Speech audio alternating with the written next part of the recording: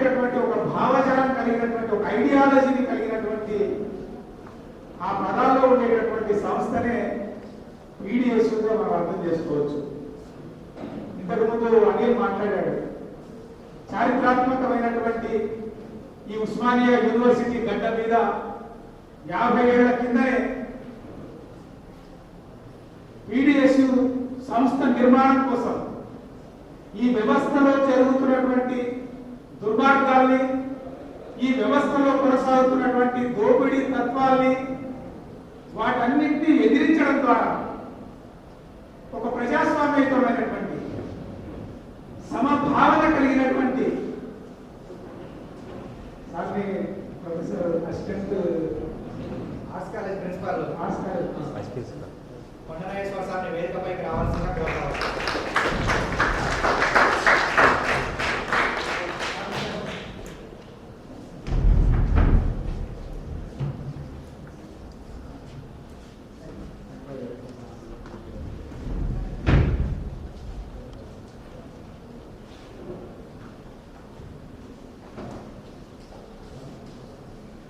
సంస్థని 50 సంవత్సరాల క్రితమే ఏర్పాటు చేసి మొత్తం దేశంలోనే ఒక వేగు చుక్కగా విద్యార్థులుగా ఆలోచించేటటువంటి విధానాన్ని, విద్యార్థులు దేనికోసం ఆలోచించాలా, దేనికోసం పోరాటం చేయాలా, దేని మనం సాధించే లక్ష్యాన్ని కలిగి ఉండాలనేటటువంటి విషయాన్ని చిన్న వయసులోనే విద్యార్థి దశలోనే మనకు దిక్సూచిని చూపించినటువంటి జార్జి రెడ్డి విషయాన్ని మన అనిల్ ఇంతకుముందు ప్రస్తావించాడు.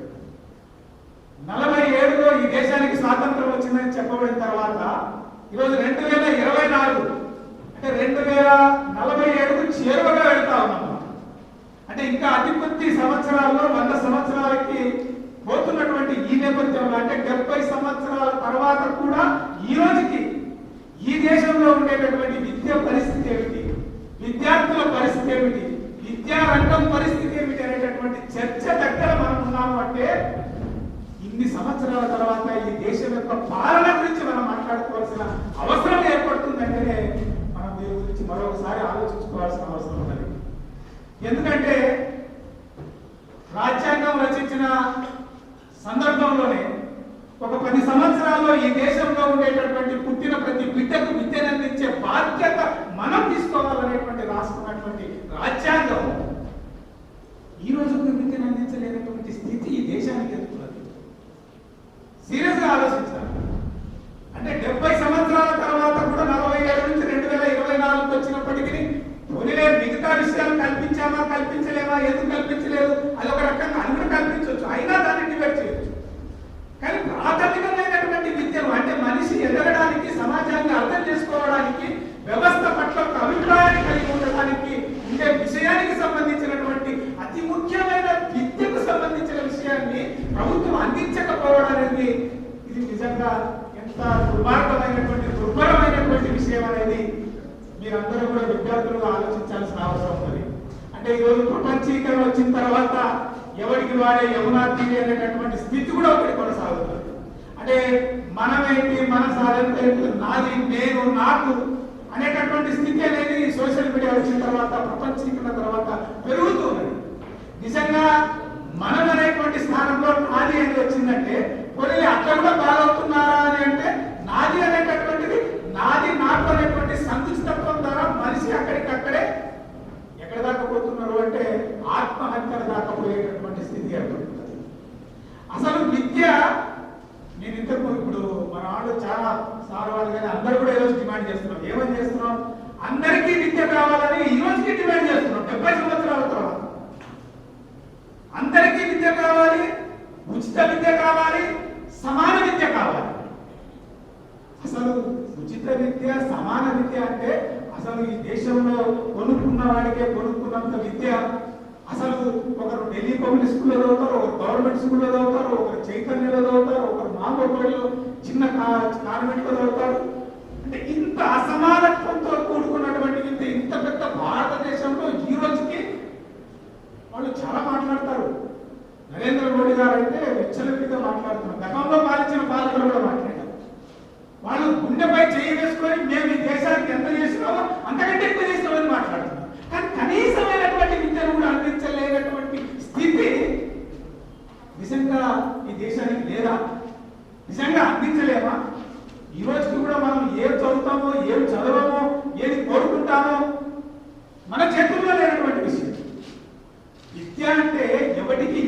వ్యక్తి ఆయన పట్ల ఆసక్తి కలిగినటువంటి విషయానికి సంబంధించినటువంటి విద్యను అభ్యసించేటటువంటి ప్రక్రియ సమాజంలో ఉండాలి. వ్యవస్థ అట్లాంటిది చూపించాలి. కానీ ఏం దొరికితే నౌకరు వస్తుందో, ఏం దొరికితే ఉద్యోగం వస్తుందో, ఏం దొరికితే మనం బతుకుతామో. విద్య అంటే ఎట్లా ఉండాలి? విజ్ఞానాన్ని పరిచేదిగా ఉండాలి. ఇది సమాజాన్నంతా అర్థం చేసుకోవడం ద్వారా తర్వాత సంగతి ఉద్యోగం. మనిషి అవసరానికి, ఈ సమాజ ఉత్పత్తిని పెంచడానికి అవసరమైనటువంటి స్థితిని కలిగించడానికి అవసరమైనది అది ఉద్యోగం, ఉపాధి, అది వేరే విషయం. కానీ అట్లా కాకుండా ఈరోజు ఇంటర్, డిగ్రీ, బీటెక్ ఇది ఇది విద్యార్థులుగా మీరు అందరూ సీరియస్గా ఆలోచించాలి. విద్యార్థులకు ఏమైపోయిందంటే ఈరోజు అసలు విద్యకు, విద్యార్థులకి, సమాజానికి సంబంధం లేనటువంటి స్థితిని ఈరోజు కల్పిస్తున్నట్టు. మనకేమొచ్చింది అనేటటువంటి use and throw policy, take it policy. అసలు నేనేమవుతున్నాను? ఈరోజు ఇంజనీరింగ్ స్టూడెంట్స్ వేలాది మంది, లక్షలాది మంది ఈరోజు నడి రోడ్డు మీదకి వచ్చి మా గతి ఏమిటి అని మాట్లాడుతున్నారు. ఐఐటి చేసినటువంటి వాళ్ళకే 36% అసలు నమోదు చేసుకోవడానికి, ఉద్యోగం రావడానికి క్యాంపస్ సెలక్షన్స్ కానీ ఉద్యోగం కానీ లేని స్థితి ఎవరికి? ఉన్నత విద్యను అభ్యసించిన, అంటే ఏం చదవాలంటే ఐఐటి చదవాలి, ఎంబీబీఎస్ చదవాలి, ఏంటి చదవాలి అనుకుంటున్నాం కదా, అంత ఐఐటి చేసినటువంటి వాళ్ళకే 36% వాళ్ళకు ఉన్నది. ప్రక్రియకు వాళ్ళు ముందుకు పోవటం లేదు. అంటే ఇది ఏం చేయాలి? దాదాపు 20 కోట్ల మందికి పైగా ఈ దేశంలో చదువుకున్నటువంటి వాళ్ళు మాకు ఉద్యోగం కావాలని అడుగుతున్నారు. వాళ్ళు ఏదో కేవలంగా రియంబర్స్మెంట్ ఇవ్వాలి, లేకపోతే ఉద్యోగం రాకపోతే కొంచెం రాయితీ ఇవ్వాలి, 2000, 3000 ఇవ్వాలి. ఇది ప్రభుత్వాల నుంచి వస్తున్నమాట. కానీ ఏమి చేయాలి? అసలు ఉత్పత్తి అంటే ఉద్యోగం రావడం అంటే మనం బతకడమే కాదు, ఉద్యోగం రావడం అంటే సమాజాన్ని నడిపించడం. సమాజంలో ఉత్పత్తి అనేటటువంటిది పెరగడం ద్వారా అందరికీ అన్ని రకాలైనటువంటి అవసరాలని, అవకాశాలని కల్పించేటటువంటి స్థితి ఒక ఉద్యోగం. కానీ ఇప్పుడు ఏమైపోయిందంటే ఉద్యోగం అంటే అది నువ్వు బతుకుతావు అనే పరిస్థితికి తీసుకొచ్చినాయి పాలకవర్గాలు. అవునా కాదా? సీరియస్ విద్యార్థులుగా మనం ఆలోచించకపోతే, సమాజాన్ని, వ్యవస్థని అర్థం చేసుకోకపోతే ఇది రేపు మరింత ప్రమాదకరమైనటువంటి పరిస్థితుల్లోకి వెళ్ళే స్థితి ఉండదు తప్ప మరొకటి ఉండదు. ఎవరికి వాళ్ళని ఆలోచించుకోవచ్చు అనేటటువంటి సమిష్టి తత్వం అనేటటువంటిది పోయి, అంటే చాలా చెప్తున్నారు ఇట్లా వేళ్ళు పెడితే విడివిడిగా అయితే ఏం చేయలేము, ఇట్లా అయితే ఏమైనా చేయగలం. ఇది గతం నుంచి వస్తున్నటువంటి. కానీ ఇప్పుడు ఇది పోతున్నది. ఎవరికి వాళ్ళగా విడిపోతున్నటువంటి స్థితి పెరుగుతున్న సందర్భం ఈరోజు మొత్తం ప్రపంచంలో. మీరు చూడండి, నిన్న ఎన్నికలు జరిగినాయి, ట్రంప్ గెలిచాడు. డొనాల్డ్ ట్రంప్ అమెరికాలో ఎంత అరాచకమైనటువంటి మాటలు మాట్లాడినప్పటికీ ఆయనే గెలిచిండు. గెలవడమే కాదు, అమెరికా ఫస్ట్ అంటున్నాడు. అమెరికా ఫస్ట్ అంటే ఎవరికైనా కూడా, ఏ దేశానికైనా ఫస్ట్ అంటే అనడంలో తప్పు లేదు. కానీ నేను వేరే వాడి మీద వాడిని నాశనం చేసి నేను మొదటి ప్రాధాన్యతగా నాకే రావాలనేటటువంటి థింకింగ్, ఆలోచన. ఇండియా మీద పనిచేస్తా, నేను 20 కాకపోతే 30 వేస్తా, చైనా మీద వేస్తా, ఇంకొకటి మీద వేస్తా, తస్మాత్ జాగ్రత్త. ఆ దేశంలో 1,30,40 లక్షలు ఉండేటటువంటి ఉద్యోగంలో ఉండేటటువంటి వాళ్ళకి సైన్యం ద్వారా ఉండేటువంటి ఏరోప్లేన్లను పెట్టి ఆయా దేశాలకి రిటర్న్ పంపిస్తున్నాడు. వాళ్ళందరినీ యుద్ధ ఖైదీలుగా వేడిలేసి పంపించినట్టుగా మెక్సికోకు, కొలంబియాకు అన్నిటి పంపించేస్తున్నాడు. వాళ్ళందరూ కూడా చాలా తక్కువ పనిచేస్తున్నటువంటి పరిస్థితి. అంటే ఇంతగా మనిషి యొక్క వికృత ఆలోచన అనేటటువంటిది నిజంగా సమాజం అంటే మనం అందరం ఆలోచించాలి.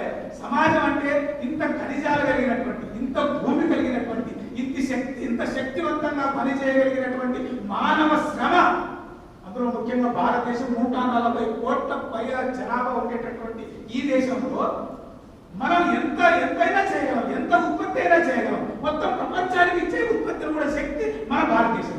కానీ ఈ దేశంలో తినడానికి తిండి లేదు. ఈ దేశంలో ఆత్మహత్యలు జరుగుతుంది. ఈ దేశంలో నిరుద్యోగత రేట్ అనేటువంటిది ప్రపంచంలోనే మొట్టమొదటి స్థానాన్ని భారతదేశం ఆక్రమించింది. ఎందుకు ఇది మనం ఆలోచించాలా లేదా? ఎవరికి వాళ్ళు మీరు కాంపిటేటివ్ ఎగ్జామ్స్ రాయొచ్చు, ఉద్యోగాలు చేయొచ్చు, జీవితంలో స్థిరపడవచ్చు, ఇలాంటి ఆలోచనలన్నీ మనకు ఉన్నాయి, జరగాలి. కానీ అది ఎంతవరకు సాధ్యమవుతుంది? ఎంతవరకు ఈరోజు భారతదేశంలో ఈ 5,000కు 10,000కు బతికేటటువంటి వాళ్ళు 40 కోట్ల మంది ఉన్నారు ఈ దేశంలో.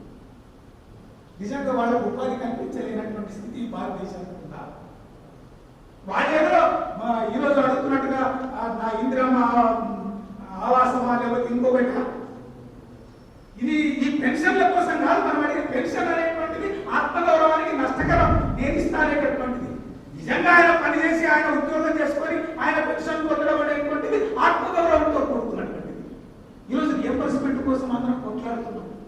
నువ్వు ఎవరివ్వమన్నారు ప్రైవేట్ కాలేజీలకి? వాళ్ళకి ఎందుకు నువ్వు ప్రైవేట్ పెట్టుబడిదారులకు అందరికీ కూడా కళాశాలలు ప్రైవేటీకరణ ప్రపంచీకరణలో ఎందుకు పెడుతున్నావు దాన్ని? ఈరోజు వాళ్ళకు ప్రభుత్వం విద్య అందించలేదా? అన్ని పాఠశాలల్ని, అన్ని కాలేజీలని, అన్ని యూనివర్సిటీలని తన చేతుల్లో పెట్టుకొని ఎందుకు ఈరోజు అభివృద్ధి చెందిన అమెరికా, జర్మనీ, జపాన్, స్విట్జర్లాండ్ అందరూ కూడా 12వ తరగతి దాకా ఉచిత విద్యను అందిస్తున్నటువంటి పరిస్థితి. వాళ్ళు వాళ్ళ డ్రైవర్ ట్రంప్ అయినా, ట్రంప్ డ్రైవర్ అయినా ఒకటే మైక్రో స్కూల్లో చదవాల్సిన స్థితి అమెరికాలో ఉంది. కానీ భారతదేశంలో ఢిల్లీలో పబ్లిక్ స్కూల్లో ఎవరు ఉంటారు, చైతన్యలో ఎవరు ఉంటారు, మాణికేశ్వర్ బస్తీలో ఎవరు ఉంటారు? ఇంత అసమానత్వం అనేటటువంటిది, ఇంత స్థితి అనేటటువంటిది ఎందుకు ఉంది అనేటటువంటి ఆలోచనే రాజకీయాల్లో మరొకటి కాదు. రాజకీయాలంటే అదేదో వాళ్ళెవరు రేవంత్ రెడ్డి పడుకోవాలో ఇంకొకరు పోవాలో ఆ రాజకీయాలు మనకి ఎక్కడ కుదురుతాయి? నీ జీవితం గురించి నువ్వు ఆలోచించడం అనేటటువంటిది, నీ చుట్టూ ఈ వ్యవస్థలో కొనసాగుతున్నటువంటి విషయాల పట్ల ఆలోచించి సృజనాత్మకంగా నీ యొక్క చైతన్యవంతంగా నీ యొక్క క్రమాన్ని నడపడం అనేది రాజకీయం తప్ప మరొకటి కాదు. ఇది మనకు కావాలని కోరటం అనేటువంటిది మనకు తప్పవుతుందా? సీరియస్ గా ఆలోచించండి మీరు. ఇక్కడ మనం వింటాం, అక్కడ వెళ్ళిపోతామంటే ఇప్పటికే మన పరిస్థితి అట్లా ఉంది. ఇక మనకు పిల్లలు, మన పిల్లలకు పిల్లల యొక్క అంటే రాబో తరం అనేటటువంటిది ఊహించడానికే భయం వేసే స్థితి ఒకటి ప్రపంచవ్యాప్తంగా అందరూ భారతదేశంలో ఉండేటటువంటి ఉండే వ్యక్తులు కూడా ఎంత అశాస్త్రీయ భావజాలంతో పెడుతున్నారు అంటే అసలు ఈరోజు ఏది సైన్స్, ఏది కాదు, ఏది ఎట్లా ఉండాలి చాలా కష్టం అర్థం చేసుకోవడం. కుంభమేళ జరగడం అనేది తప్పు కాదు, ఎవరికి వాళ్ళు మత విశ్వాసాల ప్రకారం వాళ్ళు జరగవచ్చు. కానీ ప్రభుత్వమే కుంభమేళాలో అమిత్ షానే పోయి మునిగి మీరు మునగండి, నేను మునిగితే మన అన్ని సమస్యలు కథం. కుంభమేళాలో మునిగితే స్నానం చేస్తే బట్టలు లేకుండా ఇల్లు వస్తుందా, ఊడొస్తుందా, గుడ్డ వస్తుందా? అది మత విశ్వాసం. ఎవరికైనా అనేక మతాలు ఉన్నాయి, ముస్లిం ఉంది, క్రైస్తవులు అన్ని ఉన్నాయి. ఎవరికి వాళ్ళు దైవాధీనం, దైవం ప్రకారం ప్రార్థించుకోవడం అనేటువంటిది వాళ్ళ వ్యక్తిగత అంశంగా కొనసాగడానికి గతం నుంచి ఉంది. అది ప్రజాస్వామ్యం నడుస్తుంది. కానీ ప్రభుత్వమే ముందరికి వచ్చింది, అందరికీ మురిగితే మీకు బాగా అవుతుందని అంటే ఏమిటి ఆలోచన? అంటే నేను చేసుకోవాలి, ఈ సైన్స్ ఏంటి? ఈ సైన్స్ వల్ల ఈరోజు ఏఐ వచ్చింది. ఏఐ ద్వారా అసలు మొత్తం ఉద్యోగాలే పోతాయని మాట్లాడుతున్నారు. నిజం కూడా అది, ఎందుకంటే టెక్నాలజీ రావడానికి ఎవరైనా ఆహ్వానించవచ్చు. కానీ ఆ టెక్నాలజీ అనేది సామాన్య జనానికి సంబంధించిన ఏమైనా ఉపయోగపడుతుందా పడదా? వాళ్ళ జీవితంలోకి అనుభవించడానికి మనం మనం మనం బాగా అభివృద్ధి చెందడానికి ఏ భావాలు కావాలి అనేటటువంటి విషయాన్ని పక్కన పెట్టి మౌఢ్య భావాలు వెనకటికంటే మన తాతనో ముత్తాతనో తెలవనప్పుడు చాలా విషయాలు వాళ్ళంతా చేశారు పాపం. కానీ అవే విషయాన్ని తిరిగి తోడి మళ్ళీ దేశంలో ఉండే ప్రతి మనిషికి అందించే ప్రయత్నం చేయడం అనేటువంటిది ముఖ్యంగా నరేంద్ర మోడీ ప్రభుత్వం చాలా ముందుగా ఆయన చెప్పిండు 2 కోట్ల ఉద్యోగాలు ఇస్తాను. 10 ఏళ్ళు దాటిపోయింది, మళ్ళీ అధికారంలోకి వచ్చింది. మొత్తం ఈ 13 ఏళ్లలో 2 కోట్ల ఉద్యోగాలు ఇవ్వలేదు. దీన్ని ఏమన్నా? అందుకనే మీరు చాలా సీరియస్ గా ఆలోచించండి. ప్రభుత్వం విద్యని తన భుజస్కంధాల మీద నుంచి పక్కన పడేసి ఎవరు ప్రైవేట్ వాడు యజమానులు పెట్టుబడిదారుల చేతుల్లో పెట్టి వాళ్ళు అమ్ముతారు, మీరు కొనుక్కుంటారు, వాళ్ళ ఇష్టం మీ ఇష్టం అనేటటువంటి పద్ధతిలో ఈరోజు ప్రభుత్వాల యొక్క విధానాలు కొనసాగుతున్నాయి. దీనికి వ్యతిరేకంగా మనం నిలబడాల్సిన అవసరం ఉంది. అసలు విద్యార్థులకు ఈ పీడిఎస్ సంఘం ఎందుకు అవసరం అయింది? ప్రభుత్వమే కనుక అన్ని రకాల సమానమైన, ఉచితమైన, అన్ని రకాల అవసరాలైన విద్యను అందించి, ఉపాధిని అందించి, ఉద్యోగాలు ఇచ్చే ఒక ప్రక్రియ మీరు అంటే అది సాధ్యమైందా అని మాత్రం మీరు నమ్మకండి. అది చాలా సులభమైనటువంటి పద్ధతి, చాలా సులభంగా ఇచ్చే, కానీ ఇచ్చేటటువంటి పాలక వర్గాలు అక్కడ ఉండాలి. ఇచ్చే వైపుగా ఉండే ప్రభుత్వాలని మనం నిలబెట్టుకోవాలి. అట్లా అట్లా కనుక చేయగలిగితే తప్పకుండా ఈ సమాజంలో ఉండే 140 కోట్ల మంది విద్య, వైద్యం, ఉద్యోగము, ఇల్లు అన్ని విషయాల్లో మనకే కాదు ప్రపంచానికి ఇచ్చేటంత శక్తి మన భారతదేశానికి ఉందనేటటువంటి విషయాన్ని మీరందరూ గ్రహించాలి. దానికోసమని ఒక ప్రయత్నం అనేటటువంటిది గతంలో ఈ వ్యవస్థ అంతా ఇట్లా ఉంది, ఇట్లా కొనసాగుతుంది. దీనికి వ్యతిరేకంగా అంటే ఎవరైనా కూడా ఎప్పుడు కొట్లాడతారు అంటే వయసులో ఉన్నప్పుడే కొట్లాడతారు. ఎవరైనా కూడా ఏదైనా ఒక ఆలోచన చేయాలంటే మీ వయసులో ఉండేటప్పుడే ఆలోచన చేయాలి. భగత్ సింగ్ చాలా చిన్న ప్రాయం, ఆయన 23 ఏళ్ళలో చచ్చిపోయింది, కానీ ఆయన 17, 18కే ఆయన ఆలోచన వచ్చింది. ఏంటి ఇండియా, ఏంటి భారతదేశం, ఏంటి భారతదేశంలో ఆంగ్లేయ పాలన ఏంటి, ఈ దేశంలో మన మేడ మీద కాడబెట్టి దుర్మించే దుర్మార్గ వ్యవస్థ ఏమిటి అనేటువంటిది ఆయన ఆలోచన చేసింది. ఊరేశారు. వాళ్ళ నాన్న వచ్చి గురి తీస్తా అంటే ఏం లేదు, అవసరం లేదు, అట్లా మాట్లాడు, ఈ దేశం కోసం నా ప్రాణాన్ని ఇవ్వడానికి నేను సిద్ధంగా ఉన్నాను. ఎందుకంటే బికాస్ ఆఫ్ ఈ ప్రజల కోసం. మన మీద దౌర్జన్యం చేసేవాడు, మన మీద దుర్మార్గాన్ని చేసేవాడు, మన మీద దోపిడీ చేసేవాడు, అట్లాంటి సామ్రాజ్యవాదానికి వ్యతిరేకంగా మనలాంటి వాడు ఆవుతున్న పర్వాలేదనేటువంటి విషయాన్ని జస్ట్ 23 ఏళ్ళకి ఆయన గురి తీశారు. ఈ రోజుకి మనం ఆయన గురించి మాట్లాడుకుంటున్నాం. ఎక్కడో పంజాబ్లో పుట్టిన మనిషి భారతదేశం అంతా యువతకు ఒక ఐకాన్గా జీవితం అంటే అది.